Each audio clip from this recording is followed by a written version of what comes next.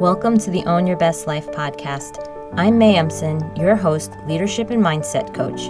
Here, we talk all things spiritual, mindset, business, leadership, and wellness for the modern seeker who wants to align their life with purpose and inspiration. We'll cover career changes, stress management, meditation, energy, intuition, and more.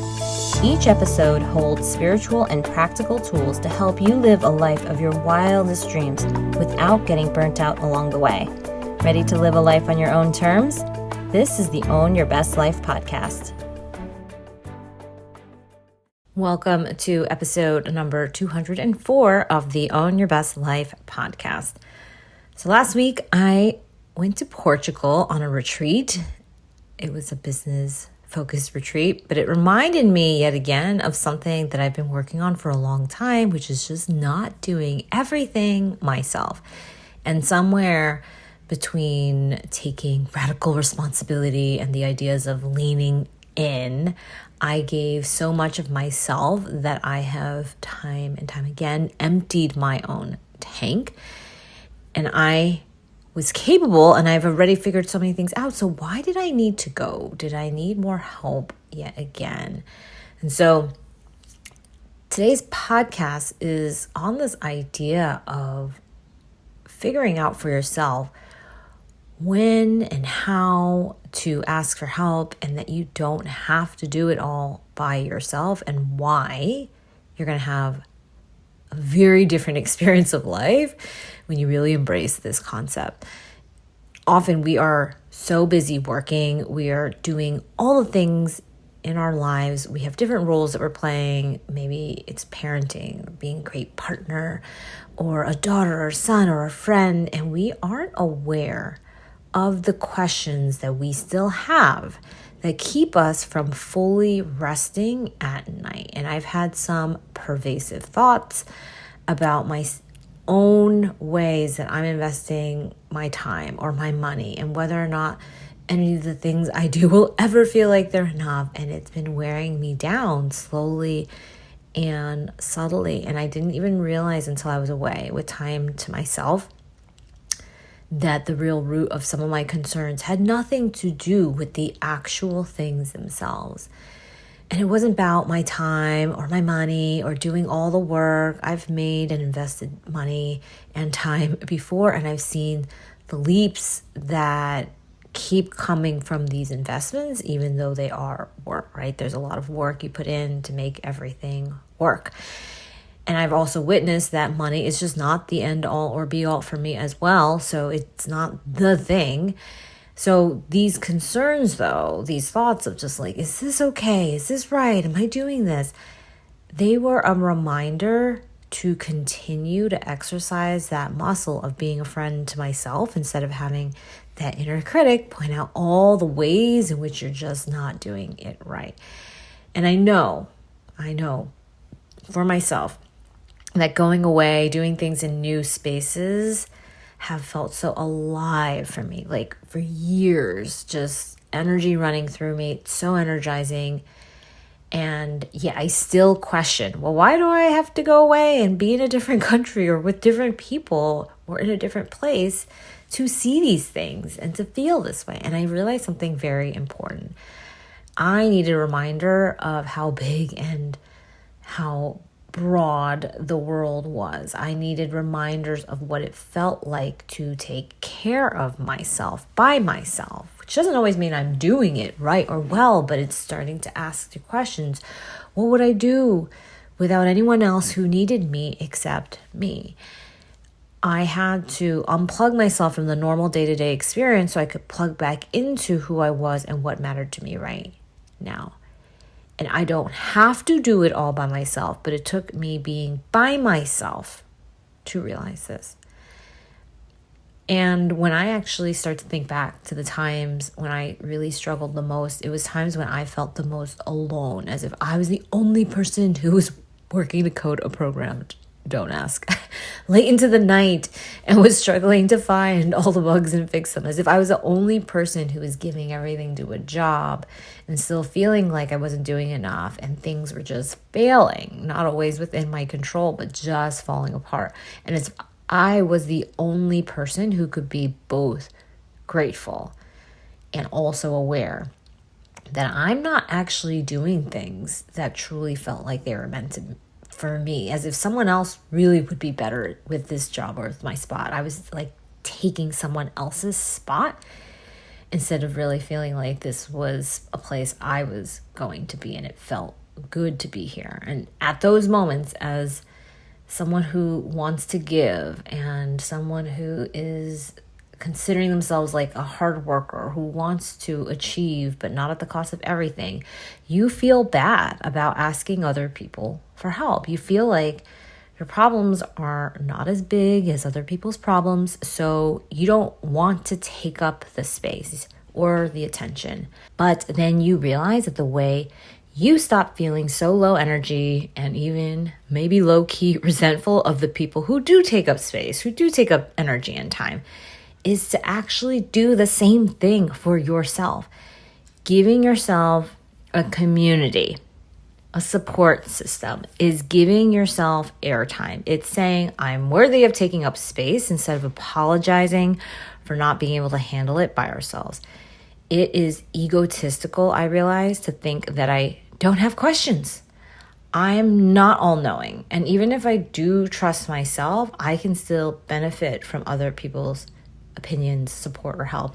I even remember there was this opportunity to do this hot seat coaching, and I was like, oh, this is great. Get these thoughts from all these great entrepreneurs. Let me think of a question. And I just remember thinking, like, I don't have a question. What's my question? I'm like, for sure I have questions. And that's what usually happens, is that unless something maybe is just a wildly large problem right here, right now in our minds, sometimes we don't even realize what we are curious about, what we want to know, what we would even ask or do, because we're just used to executing the day-to-day instead of kind of digging strategically into the questions I need answered that are bigger right now. So that is one thing that I started realizing. And it is understandable, though, that if you're a soulful professional, you really will try to go through life independently. You will want to earn income, make decisions about your own life, and lead other people along the way. And this prevailing thought is we should know all the things if we're leading, right? Like, we shouldn't need time to ourselves. We shouldn't need space. We shouldn't need thinking deeply about topics. And it sounds ridiculous, but this is what ends up going through our minds. And you start to realize, like, is it really true that the most impactful or soulful leaders are self-isolating? And what if the true rise in your leadership, and this is what you're starting to realize, comes from seeing what you don't know and haven't done without beating yourself up to see things that need to be solved or addressed and tended to. And instead of muscling and pushing through it yourself, you thoughtfully ask yourself, what communities, what people do I want support from to help me through this tough moment?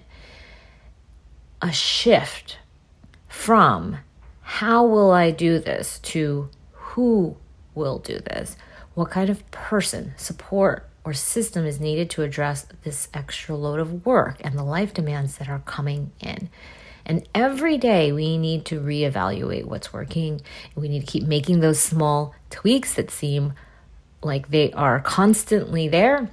And just because, for example, that I created a community with my high school or my college or my master's program, the coaching program years ago, doesn't mean that my community, my support systems are just set for life now. I moved and I created a new community. I've changed fields of work and I've created a new community. The communities evolve because I evolve. And it's like any kind of physical activity or feat. Just because you ran the race doesn't mean you're fit today. Just because you did something and figured out what you want to do next a year ago, 10 years ago, 5 years ago, doesn't mean you don't have questions about what's next now. It's an ongoing process to create these supportive environments, to ask for help in all of these new and different ways. And when I work with my clients, we evaluate this through our leadership model and through our embodied experience that we have for ourselves. And that embodied experience is they're seeing for yourself. What does it feel like to build community? What is it like to have that muscle of leadership come through by showing up in these group environments together and see all the stuff that comes up? Group coaching calls and the retreats help to create a sense of community. That's why we have them, to have connection so that people realize that they're not alone in their questions. And not only that, that there are other strong leaders who are also asking for help too. And we also cover the ways to simplify life and work so that we can build systems and teams that reduce the load while also creating more time to be present with the people we love. And if you are a soulful business professional, if you are a spiritual achiever, you know that you don't want to be overworked and resentful of people who get to be more present with their families or loved ones or doing the things that seem to be fun for them. You know that the true legacy of your time here is through the experiences you have with other people around you. You are committed to owning that responsibility by creating supportive communities and relationships that stand the test of time. And you have the option always to continue to do it all by yourself.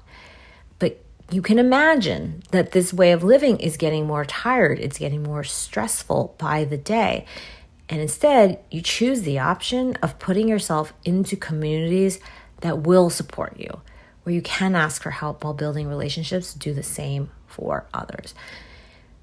If you are a soulful professional, if you want to build a community where you can stand out and lead and help others along the way, I invite you to watch the free training on how to stand out and lead using spiritual and high performance strategies. You can go to www.mayemson.com/204 and click on the link for the Stand Out and Lead training in the show notes. Then you can apply to join my Spiritual Achiever program, where you're going to create your next chapter with spiritual and high performance strategies to achieve time and financial freedom using my proven method. It is risk-free. You either start seeing the results within your first month, or I give you your money back. So you can schedule your call at www.mayemson.com/contact. We'll see you inside. That's it, my friends, for this week. I love you very much, and I'll see you next time. Thanks so much for joining us this week on Own Your Best Life. Make sure to subscribe to the show on iTunes or wherever you listen to podcasts so that you'll never miss a show. And while you're at it, can you please rate and review on iTunes? I would so appreciate it. Share it with a friend, take a screenshot of it, and tag @MayEmson. This helps continue to get the word out. For more show notes and resources, check out www.mayemson.com. You'll have all the links to everything you heard here today. Thanks so much for listening. It's time to own your best life.